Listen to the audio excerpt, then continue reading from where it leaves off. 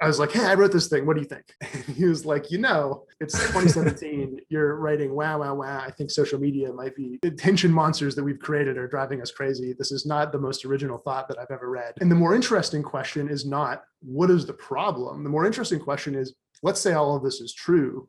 What could you even do about it?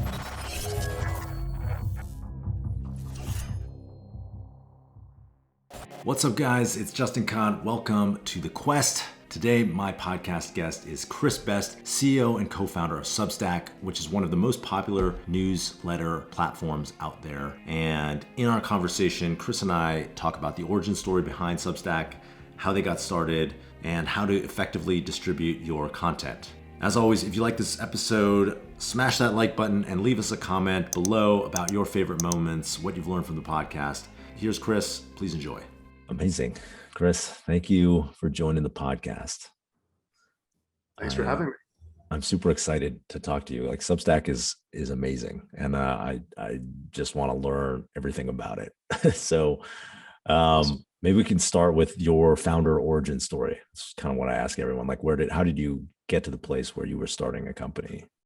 Yeah, no, I'm happy to talk about that. Happy to do interviews too with anybody who's on Substack. This is my new rule. If you use Substack, there we go. I want to talk to you. So I saw that you had a Substack. I was like, this is easy. Well, we should do this. You should give me tips. Actually, we'll put that in the at the end. We'll come back to that. I want to learn about what I should be doing on Substack as a Substack creator. I'd love that. My founder origin story. So when I was in third year of college, I helped start another company. I was a technical co-founder of Kick Messenger. We made like a messaging app. And I was, as I say, I was the technical co-founder. I built some of the early code. I built the engineering team. And I kind of gravitated towards product over time because I found that the impact of the things that we build on human beings is the part that is most exciting to me. Like all of the bits and the pieces are fun, but they're in service to an end, which is what are we doing for people?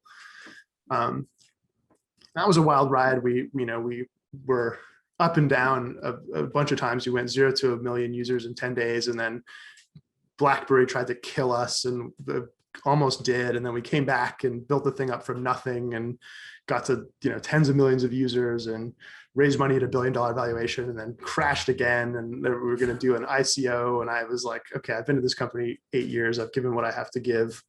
I moved on. And I guess the other thing I learned at Kick was kind of an appreciation for how much the digital spaces that we inhabit, that we are now building, shape our lives, right? You can't really change human nature. You can't really change how people think or how they are. But when you build a space that's the place they're interacting, you're kind of setting up the rules of like how people talk to each other, how people share things with each other. You actually can have quite different outcomes with the exact same people, even outcomes that are very different from what almost any of the individual people want, right? You can build a heaven or a hell when you're building one of these online spaces that we all spend so much of our lives in now. Yeah, it's so fascinating how culture is really shaped by it evolves in these different spaces, and you can have almost very similar software in multiple different places and the same people, but the way people behave on Twitch and the way people behave on YouTube Live or Instagram Live or something can be completely different, even though it's the same people. And really small changes, right? Like if you change the way that Twitch chat works, you're not just necessarily changing, the thing. You change the character of the community that builds up around it, and that's sort of like an interesting and fascinating and important property of these things that we build. Which when you build a messenger that tons of people use, you start to grow a thorough appreciation for. Anyway, after that, my plan was to take a year off. I was like, being a founder is ridiculous. I haven't seen my friends and family. I haven't read, I was sitting at the local library, reading books. It was great. I heartily recommend anybody who's ever in a position to do something like that. The bargain I made with myself was I'm not even going to think about starting something new for a year, so that I know that I'm not going to be rushing into something. I'm not going to start something just because I'm itchy and I feel like I need to find my next thing. So I was doing a lot of reading because I've always been an avid reader. right? I believe that what you read matters. It shapes who you are. It shapes how you see the world.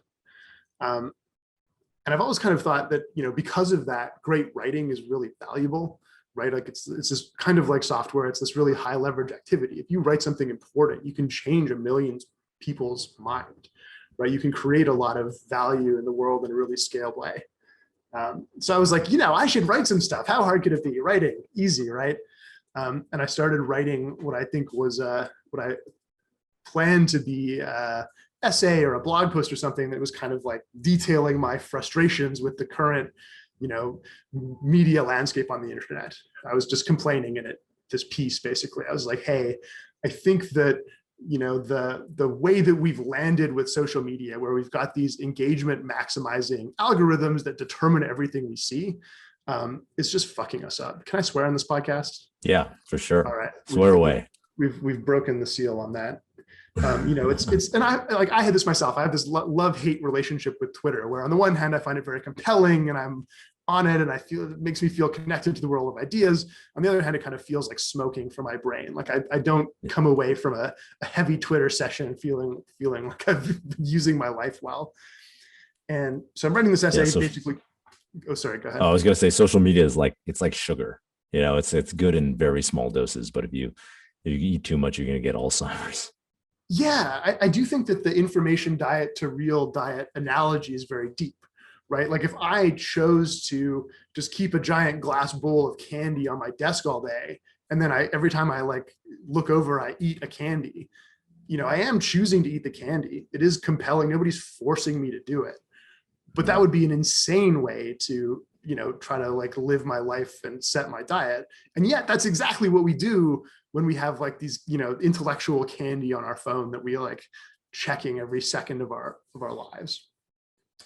So it's bad for us individually, but it's bad for society too, in my estimation. I think social media is making us angry and dumb in a way that just isn't good for the world. And it's not because of nobody's sitting there tenting their fingers saying, oh God, we're going to build these digital space that we inhabit that's going to drive everyone crazy and tear us apart and cause all these problems. It's just an unfortunate side effect of the way that business model grew up and the way that all the path dependent ways that the first generation of big internet companies played out. Wow, I write in this essay. And I sent it to my friend Hamish, who is a writer and who's sitting behind me. I don't know if you can see him there. I was like, hey, I wrote this thing. What do you think? And he was like, you're not this is not as original as you think it is. It's 2017. You're writing, wow. I think social media might be, the attention monsters that we've created are driving us crazy. This is not the most original thought that I've ever read. This is kind of a boring essay. And the more interesting question is not, what is the problem? The more interesting question is, let's say all of this is true. What could you even do about it? How could things be different? And we started talking about that. We started talking about, okay, could you fix it by changing the algorithm, right? Could Facebook, could Twitter, could YouTube just tweak the algorithm to have different emergent behaviors, not drive people crazy? And the conclusion we came to there is no, because the algorithm actually works. It's doing exactly what it needs to do from within the context of these businesses, is drive engagement, drive time, right? It's kind of optimizing against you because of the business model. Can you censor your way out of it? Could we just say, okay, well, the algorithm's driving us crazy, but we'll take down all the bad stuff? I think that obviously doesn't work. I think you had one problem, now you have two problems. And the conclusion that we came to was, if you wanted to actually sort of fix this, if you wanted to truly kick the social media habit, you had to create a whole different game with different rules, right? You'd have to have a different underlying business model where you, the reader, are not paying with your life, your most scarce resource, the time that you never get back.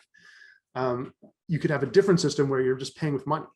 Where let's say as a writer, you could go independent, you could publish your own stuff on the internet, you could get directly connected to the readers who care about you. They could subscribe to you directly and pay you money directly. This was already happening. There's already people that were doing this in bits and pieces. And if you can do that, you've completely upended this whole business model that's grown up on the internet, because now instead of having to write something that gets 1 million people to click it, you just have to make something that 1,000 people care about, right? You have to earn and keep the trust of your most loyal audience that are there for you in a thoughtful way. So if your Twitter feed is the giant glass bowl of candy on your desk, this model is like, the considered steak dinner where you plan and go out for a great meal or whatever it is. And we're talking about, okay, we're still writing this essay, we're talking about this. And at some point in the conversation, it just became, we're just like, this is a business we could build. Like, this is a thing that like we could just make. What if we just made it so it was really simple for a writer to do one of these things? You could just start a publication, you could have a website, you could have emails, people could pay you. That seems really simple. Like, that's something that people could do now that would be the kernel of this big thing that we're imagining that could sweep the world.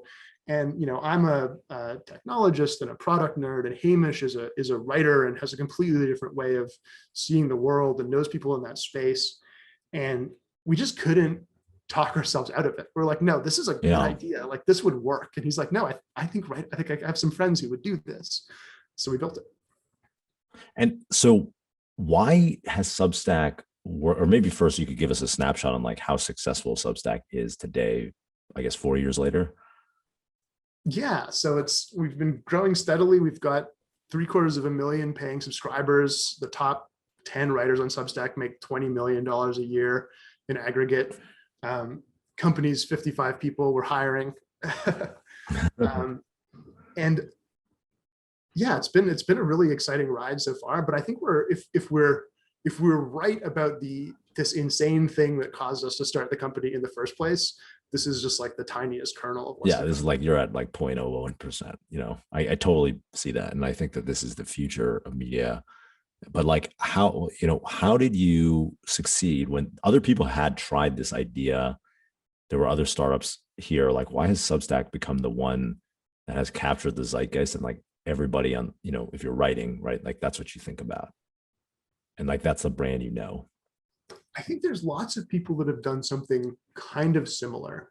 I think we were maybe the first to get just the exact right ingredients at the right time. I mean, part of this is just a little bit of luck, I guess. But the other thing that I would point to is, when we started the company, it wasn't a bunch of tech people coming in and saying, don't worry, I'm here from Silicon Valley to disrupt your industry. Like, here's how you should do things now.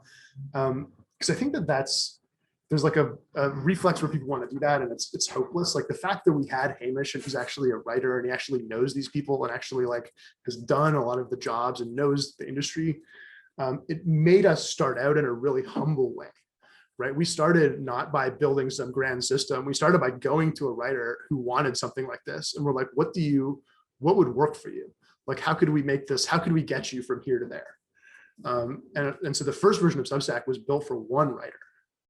Yeah, it did. What was that first MVP for him or her? It was just like, we'll give you a tool. You can send emails to people who are paying you. People can pay. Yeah. Once they pay, they get emails. That was it. Which is still primarily what people want today, right? That's what people use today. I mean, that's the core of it, right? That's the beating heart that makes the thing work. A funny story in that vein, actually, we applied around this time. We applied to YC because we're like, all right, this is not some. We started to get more and more grandiose visions of what this thing could become. So we applied to YC and we put in the application. We're making $0, and then in the 3 days or the week or whatever it was before the application and the interview, that first writer launched, and to everyone's surprise, he brought in like 6 figures his first day. And so wow. we got to the YC interview, and they were like, it says here you make $0. We're like, actually, we have an update on this front. And I think it helped convince them. That's incredible. So how big was their audience in order that allowed them to convert 6 figures in a day? They had, I don't know if I want to get into like the specific, the thing that we share with this in general is that if you have a loyal audience, you can imagine that around 10% of them are going to pay. Well, maybe the numbers are, maybe that's not as really my question. My question is like, I think, or the thing I want to talk about is like, I think that for a long time, we underweighted how willing people were to pay for things on the internet. And with Twitch subscriptions, Substack, and now like many other companies and startups trying to do this, you've started to see this transition from a purely ad-based model to other models of supporting creative work on the internet, which I think is like people thought that would never, including myself, like we thought like it would never work for years, like a decade. I started working on startups in 2006, and it probably was, I only really saw it working in like 2018, 2017, like, yeah. I think the pendulum swung. I think that was probably correct in 2006. I don't think Substack would have worked in 2006 for this reason. I think there's been a cultural, there is a cultural change happening, and it's making new things possible. So you guys get into YC, and then what's like any interesting early lessons or insights from those early YC days, or right after? I mean, a lot of it was just like the classic good YC stuff. One of our partners, Jared, was like, "Have you launched yet?" And we're like, "No, not really." And he's like, "Let's do that immediately." And we were like, "Well, but do we have to?" And yeah, we did have to, and we did, and it was a good idea. There's a lot of just like good basic, how do you make one of these things that we got out of that. And so where does Substack go? Like it's built, you've built something that's pretty incredible, and I feel like has empowered a lot of people to directly connect with their audience and directly monetize their loyal audience. And that's in a way upended the media landscape. And there's been a lot of pushback. People, I think they've said like, "Oh, well, you need like media brands." Like there's like, I feel like the old media is kind of having a seizure and trying to like thrash out against it. Like, what do you think that this is like, I've spent a lot of time thinking about how do companies and individuals own their audience and like own their audience directly and create a direct channel to their audience. And so kind of have that with YouTube, still disintermediated through this tech platform, but less than like if I was going to a reporter to tell my story or something, now I can just like make a YouTube video about it, Right. And your podcast feed is a feed that you control is a relationship that goes directly to your audience. Yeah. My podcast and my Substack, like what does the media landscape look like? And, as this trend continues in the next 5-10 years, like what happens here? I think when people tell stories of Substack and when they have media conniptions or prognosticate the future, the thing that they glom onto is the famous people who start a Substack and become super successful immediately, right? The people that are like, "I'm quitting my job at the New York Times and I'm going to do a Substack, and then I'm, the next day I'm making 3 times as much and having a big impact and it's working really well." And I think that's the thing that people kind of like lose their minds about. And we love that. We think it's great. It's an important part of the business. And I think it's like a great service that we can do. And if we're giving writers more options, we're proud of that. The thing that makes me most excited for the future of Substack are the people who, but for this model, never would have been writers in the first place. Yeah. Right. The people who didn't have a job at the New York Times, who felt like they had something to give the world, but who didn't see a path to doing that could actually be a career or be a thing that worked for them. And so they, went to law school like their parents wanted them to or whatever. And we see examples of people who start Substacks who are relatively unknown, who don't have giant followings, who certainly aren't part of the, the traditional media elite, who go on to have massive success, who feel like there was something missing from the world that they could give, right? They're writing about an industry, or they're writing about a subculture. They're writing about something that they think that matters in the world, and they can make it, and they can not just make it and have an impact, but they can make it into something that is a sustainable source of income. I think that is the real thing that we are unleashing with Substack. It's not just a place where all of the existing writers can have an alternate model where they're more independent and make more money. That's great. It's really about what is all the writing that we're unlocking in the world that just wouldn't have existed otherwise. That's the area under that curve is like the exciting piece of Substack to me.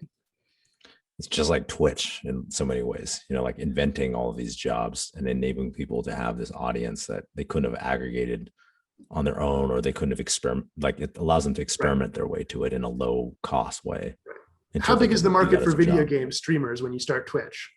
Yeah. What? But now, there's tens of thousands of people making their living on it. It's pretty incredible. Um, yeah, I love that. So like one question that comes to mind for me is like, how do you guys think about allowing people to maintain their independence as it looks like from the outside? It's a centralized platform. Like people are, you ultimately are sending out the emails. Like you could be compelled to like take down people's content, or maybe from the other side, it might look like you centralize over time to provide more functions. And, I think other people have said, oh, like they're rebuilding the newsroom by providing, maybe like different services to the writers who are like writing, who are writing on Substack, or at least ahead of the tail. Like, how do you think about that? Like, do you think about like, the potential for like eventually you are, worrying about deplatforming your users, or having to make that, even be in the position where you have to make that decision? Yeah, I think there's a couple things here. The first is that, we put writer independence at the center of everything that we do. Like, this is why people come to Substack in the first place. You asked the question, why was Substack able to do this when other companies that did similar things didn't work? I think part of it is we could make people a credible promise that when you start your Substack, it's yours. It's your email list, it's your subscribers. You get to put what you want on it. We're not going to get in the way of that. We want to make it easy.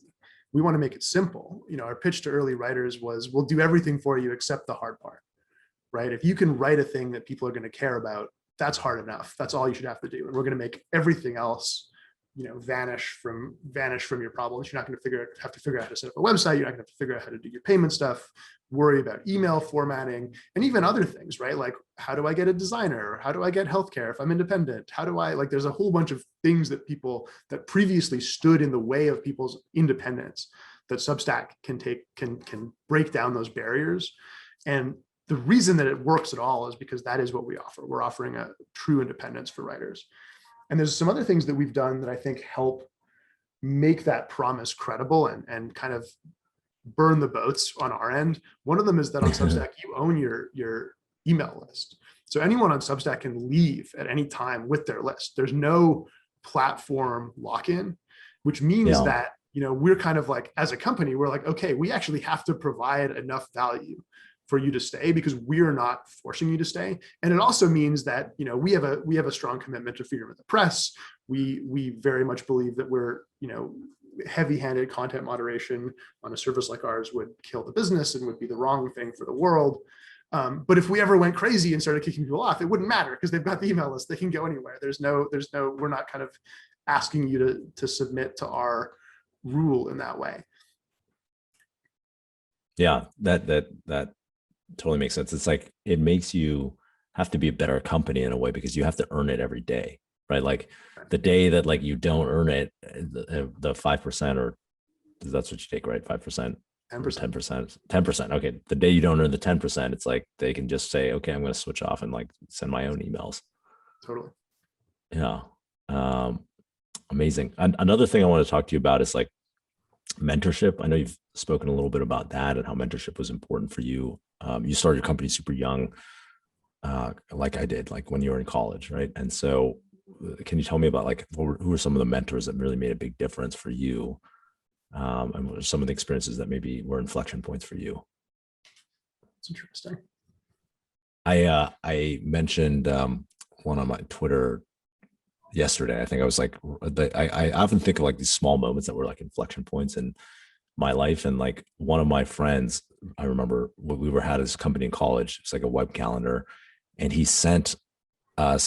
forwarded an email from Paul Graham. This was announcing Y-Combinator in 2005.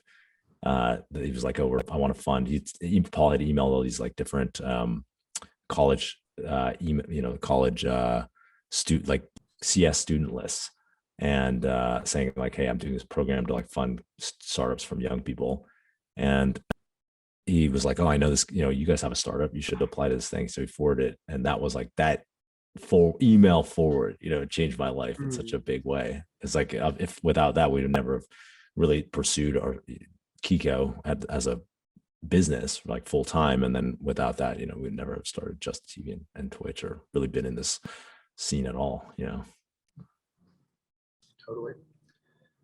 Yeah, I think maybe appropriately for me, the writing has been really important. Like I think the Paul Graham canon of essays, even when I was at my last company, it was just something I read and followed and cared about, and kind of like, I think it kind of creates this worldview that gives a sense of possibility. So I think for when we started Substack, one of the decisions we made was to come down and do YC, and kind of just, I was living in Canada before. And so kind of like taking that plunge, which I did because of in large part, I guess, because of the sort of Paul Graham canon, brought me to this sort of world here that introduced me to a bunch of people that's been important. And I think even just kind of taking that kind of a leap where you move to a new place and you surround yourself with people that are doing something wild and ambitious, where that's kind of like normal and encouraged. There's so much headwinds to making something new, that having any source of like tailwind is more important than I think people give it credit for. So I'm kind of still, I don't know, I'm a believer in all of that magic, I would say. Awesome. Are you living in the Bay Area now? Is that like Substack HQ? Yeah, I'm in San Francisco. Nice. Okay, so earlier I told you I wanted tips on like how to grow my Substack. I feel like people would love that. Like so what should I be doing on, like, what are the things the smart people on Substack doing to like make their email newsletter work? Yeah. The most important thing is actually just having an interesting perspective and writing good stuff on a regular cadence. Like that really is the magic. And part of that is because we've tried to design the system to make it so that's how you win, right? We want it to be it works because you're writing something that people care about. One thing that I would suggest is you could put your podcast on Substack, and it would be fully integrated and magical. Not many people know that we have a podcasting feature. Oh, really? You can have the two work together, and you can send things out as emails and also go out to a podcast thing, and you can have subscriber only episodes. That whole thing works really well. So that would be an interesting option. Tell me more. Yeah. So you guys have added other media types, like you're adding other media types outside of writing? Yeah. So you can turn on podcasting, and you can do an audio post basically. And what it does is it works like a normal Substack post. It's on the website. People can go and see it and listen to it right there. It goes out by email. There's a play button. You can just listen to it right there. And it creates the podcast feed as you'd expect. So it can be in, iTunes and all of the various podcast directories. People can add it to their podcast app. If they've already got it in their podcast app, it just ports over. And then it all kind of integrates together. So if people are searching for it, or if people are coming from the show notes, it kind of like pulls all of it together. So you end up getting people's emails as well, which is really nice. And if you want to, you don't have to, but you could do subscriber only episodes. So you could do only for my paying subscribers. Here's something else. I'm kind of sold. I want to experiment with it. Brent, we should, Brent's my producer. We should try it out. Like, I feel like we could do some subscriber only episodes and kick the tires. Tell me what you think. I think it could work pretty well for you. So yeah, that's interesting. Like how would I, one of the things I've had trouble with on the podcast side is it's very hard to grow a podcast because there's no like built-in growth mechanics, right? Like one thing I love about my YouTube channel is like YouTube like surfaces your content. If your content's good, they have like an amazing collaborative filter or whatever. They surface it to like other people who will like your content, and my channel just grows over time. And I don't have like viral videos, like, some crazy viral video. It's more about just producing the content like consistently and well. And like podcasts don't have that really. Like there's no, like Spotify doesn't have that. I think it's starting to roll out more like promotional spots and stuff like that. And but Apple doesn't really at all. So the only way to grow a podcast is by word of mouth or by doing the guest trading thing that people do, going on other podcasts. Guest trading, like me begging you after this for like to tweet it on your Twitter, like please, like which doesn't even really convert that well off of Twitter, like in terms of podcast, so it's the podcast trade is probably the best thing to do, where like I go be a guest on someone who has a popular podcast and vice versa. Yeah. The interesting thing is if you have a podcast on your Substack, you kind of have both. And newsletters, written stuff is interesting because it's inherently more shareable. than a Yeah. podcast. Easy. You can hit forward on an email, you can hit share and put a link to something. And I think it's harder to get me to listen to a podcast episode off Twitter sight unseen than it Yeah. is to kind of like start reading something and start to like Yeah. get a little bit of information for it. So if you tie the two together, then if someone likes the newsletter and they hit sign up, it's like, great, you're signed up. Do you also want to add the podcast to your feed? Boom, there you go. I think you can kind of like Yeah. put the two together It into feeds one machine. each other. Which is why actually it's synergistic for all these platforms to have different media types, right, in them.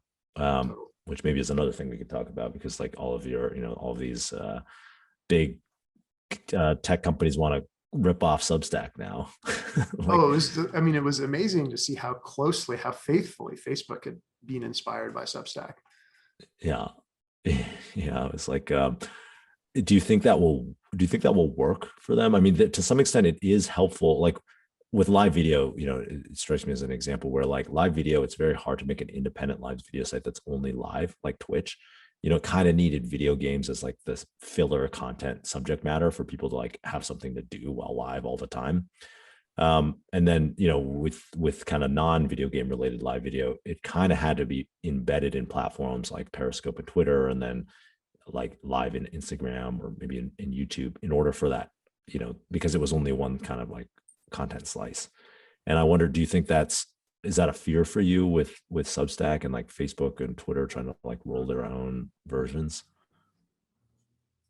To be honest, I'm less worried about Facebook and Twitter, because I think that, to me, it comes back to true independence. And I just don't think that Facebook can offer that to writers. Even if they say that they do, they just have this definitely 0% trust. There's sort of a 0% trust problem. And I actually think that is the most important piece of what makes Substack works, is like, do you have this true independence? I think we have a tremendous amount to do to kind of live up to the potential that we've created here. And I'm really like excited and feeling the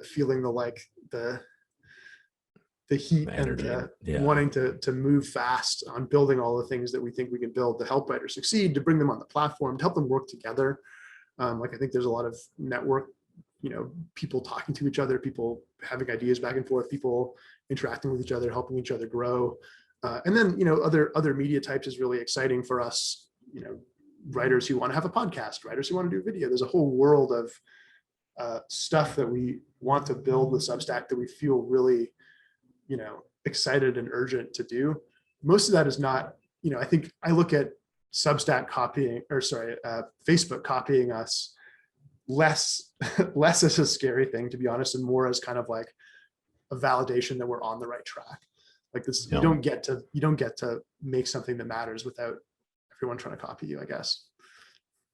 So will you do other content types like video? Like I feel like releasing my videos through it would be another way to access a different audience that's not necessarily on YouTube all the time. I think it'd be super interesting. Yeah. Okay. Well, you got to put me on the beta list or whatever when it. All right. Duly noted. Yeah. But getting back to like the growth side, I mean, I think the podcast, I'm actually pretty excited about that, because I do want to combine the audiences, and make it easy to convert from my newsletter to podcast or videos, because I basically have all these disparate audiences, like Twitter, and then this Substack, which is pretty nascent. We haven't driven that much to it. And then like my podcast audience. Email is kind of a common, it's like a lingua franca, right? Like everyone has an email. And if you want to have a place where you can reach your audience that you control, email is kind of like the last magical place that you can do that. Well, kind of, except for Gmail put the promotions except for tab. Stupid Gmail promotions. Yes. Yeah. And so it's like, if there was some way to like, I guess you can opt. It's kind of like the equivalent of screaming about post notifications every time on YouTube, right? Being like, okay, so smash that subscribe and turn on video notifications. It's like, I need to do that in my Substacks. Like put it, make sure to put this in your primary inbox. Drag it into your main inbox. Yep. Yeah. Maybe I should just record a video of me saying that. Yeah. So anyways, but it is, you're right. It's like the last like non-disintermediate except for Gmail, which I don't know how much that affects open rates or whatever. Does it affect open? I mean, I assume it kind of Yeah, I does. mean, that stuff matters. The cool thing that we have as Substack is people actually want to get the emails, right? Mhm. We're not fighting against the thing where people are doing kind of like email marketing where it's, people really don't want it. We get way more complaints of people who expected to get an email and like didn't see it than Yeah. people complaining, hey, what the heck, you're sending this to me and I don't want it. And so over time, it gives us a pretty good deliverability story because we just have people that actually want these things, but Yeah. it definitely matters. Yeah. I think you should do more to like, I mean, this is like the unsolicited, annoying product advice, but I'm gonna give it anyways. It's like you should do like I subscribe to a lot of Substacks and I don't think I've ever been harassed to like drag it to my primary inbox. Yeah. And I probably would. I mean I would have because I pay for some of them. So I'm like, I want to see it. Like you said, I just didn't even think to until we just talked about it just now, You might be able to do more on that side. That's a good idea. Yes. We try Yeah. not to harass people and try to treat our readers with respect, but I do think a little nudge might help. Maybe it's just like you might want to. Like I You literally might did want not to. think of it. I didn't even Yeah. know really that you could switch things from your, promotions, the primary inbox in Gmail and or however you do it in Superhuman, whatever filter layers, on top of Superhuman. Like so I mean yeah, probably could do more. It makes a big difference on YouTube, like when a channel is like saying, hey, you should like smash subscribe and like turn on video notifications, like it actually makes it like you think that's spam or whatever. And like, why are people just, parroting this line all the time? But it actually does make a big difference. So anyways, sorry, I'll stop now.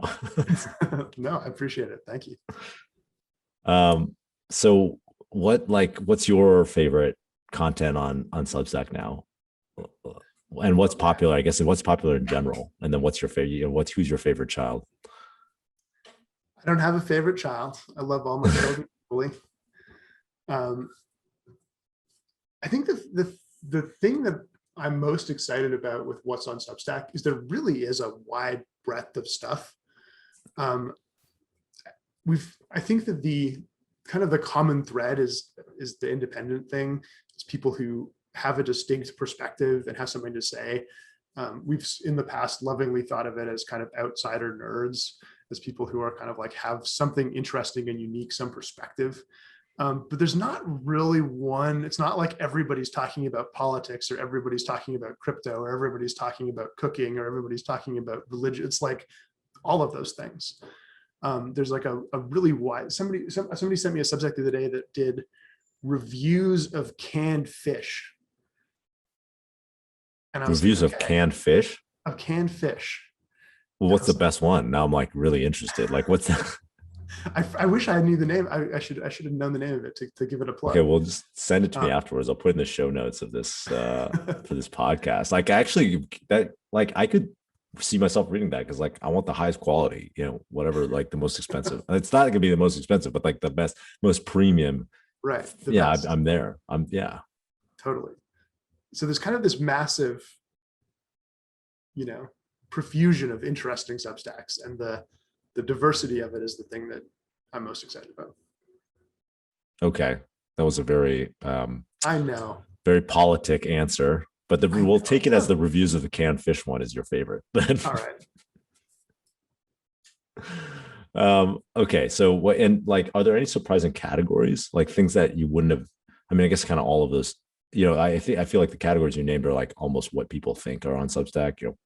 Politics, like New York Times newsroom refugees, crypto newsletters. Like, what are some of the like really surprising, maybe micro categories?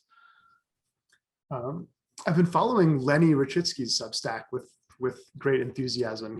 He's a product manager from Airbnb turned Substacker, and he just writes about the craft of product management. He's been pretty public with his numbers, and he's making way more on Substack than he ever was as a product manager. And it's fascinating. At Airbnb, does that include equity? That's you could dig up the post. I think it would be an interesting look. And I think there's a couple that are in a similar category that are people from industry, from an industry that feel like the mainstream or the existing coverage of the industry just doesn't really do it justice. The people like from who are PMs or who are distressed asset investing is another one. There's a Substack called Petition that's really interesting. People who sort of feel like the coverage of the industry just isn't right, and the people that are in it kind of feel like there's something missing. So somebody who actually knows about it, who actually does that work, goes and makes a Substack and becomes massively popular because it's better and more interesting and actually covers the industry in a good way. I think that's a really fascinating pattern that I didn't totally expect, but makes a ton of sense in retrospect. Yeah, no, that makes sense. It's like instead of previously that you had these like full-time journalists who were covering every industry or whatever, but they weren't really doing the work of the industry or didn't really have the true insider view. And just like a rotation, right? You get like a person who's kind of like, you're going to be on the, this beat for a little bit, go and learn as much as you can about it and write about it for a year. And it's that there's value in having an outside perspective as well, but you're never going to be able to cover it the way someone who's done it and worked in it for years and years and years would be able to. Yeah, I see that. How's the pandemic been for Substack? Has it been an accelerant on the business? I kind of would guess so. Yes, it's been an accelerant. The way I think of this is I feel like the pandemic accelerated a lot of trends that already existed. And a lot of those are things that are not necessarily going to go back.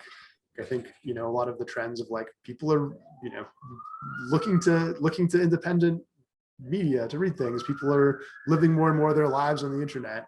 Those are things that obviously the pandemic accelerated, but I don't think it's like if the pandemic ends, I don't think it goes back to the way it was before. I think we just had the change we already were going to have, but faster. Yep. Sounds like San Francisco. Yeah, sorry, there's a siren in the background there. No worries. Yeah, no, I agree with you. I kind of see that across the board, and it's kind of accelerated the move to a digital first world in a lot of ways. All right, that's what I had. Those are all the questions I came prepared with. I feel a little light today. Usually I'm not. Anything you want to talk about that we haven't covered? No, it's great. I'm excited to see you try out podcasting on Substack. If you have any questions or feedback, I'd love to hear it. I'm good. We're gonna try it. We're gonna try for sure. My team's all on this call, so they're all sitting there rolling their eyes like, oh God, we have to do this stupid thing now. No, they're the ones who told me to get on Substack and encouraged me to. Yeah, so thank you, team. So we're gonna try it out, and we'll report back on how it's working. Awesome. Cool. This has been really fun. Thank you. Yeah, thanks, Chris. Thanks for coming on.